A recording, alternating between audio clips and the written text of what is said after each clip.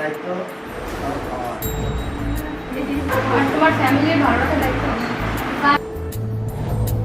জানিও কারণ আজও তুমি প্রয়োজন, জানিও কারণ তবু অগোছালো মন। কাল রাতে ঝরেছে পলাশ, জানিও কারণ তুমি মিশেছো হাওয়ায়, জানিও কারণ তবু ভালো লেগে যায়। জীবনে বাঁধি সোহাগের মাস, জানিও কারণ